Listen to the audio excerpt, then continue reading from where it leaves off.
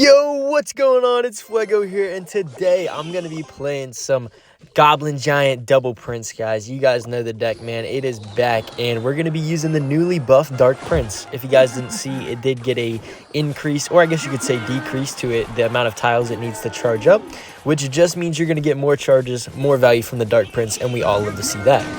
But yeah, this is just a good deck for applying pressure to your opponents. It's a little weak against some strong decks, such as like Electro Giant, Giants. Even it actually does have good matchups against Goblin Giant, but normally, like if you're going up against a big tank like Elixir Golem or Golem, then you will tend to struggle. But if you go up against bait, or you go up against like Hog, Goblin Barrel, Goblin Drill, anything like that that's kind of easier to kill, this deck has a great time. And a lot of that is because the Dagger Duchess, guys.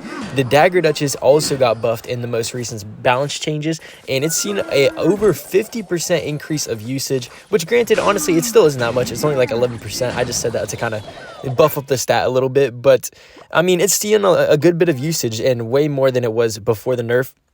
And I will say 11% usage rate for the Dagger Duchess doesn't sound like a lot, but you have to account for the fact that the Princess Tower takes up 50% of all tower troops in matches. Even our opponent here is running it, so you kind of have to factor that in. So 11% actually isn't that bad.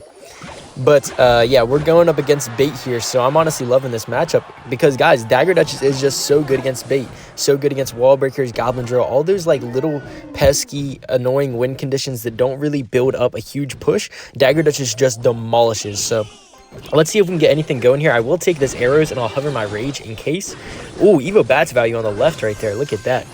Evo Bats, you know what? It's not a crazy evolution, but in the right deck, if you got a lot of spam, it goes crazy, just like those Spear Goblins in the right lane. Oh my goodness, he's just ignoring it. That is great for me. Almost towered down. That is insane.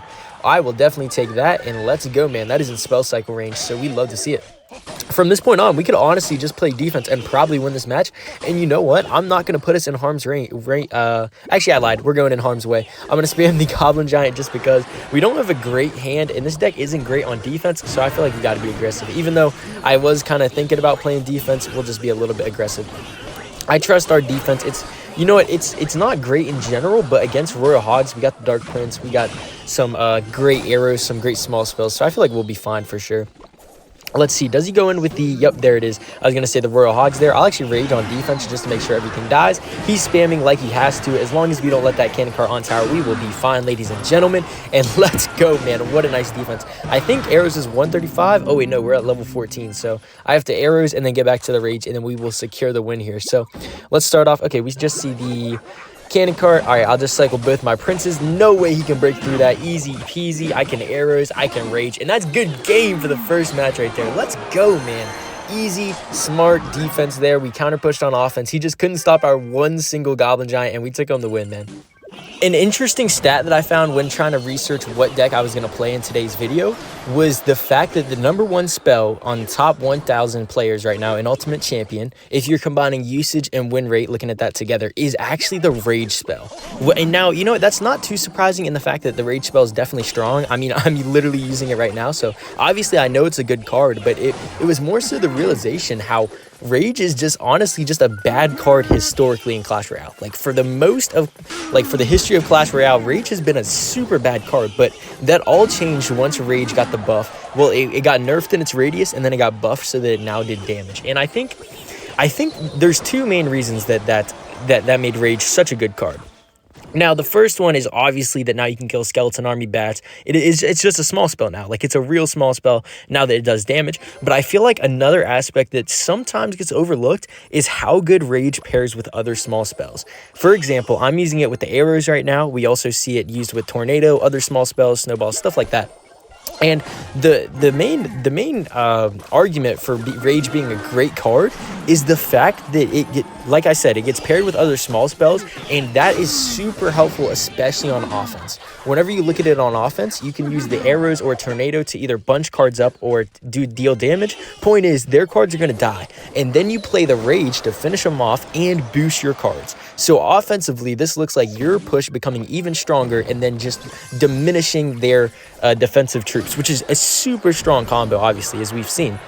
And you know, Rage does have like a 20% usage rate. Like, people are aware that Rage is a good card, but I feel like it's still underestimated in the sense that people think it's good, they pluck it in their deck. However, they don't always realize how big of an impact Rage can have.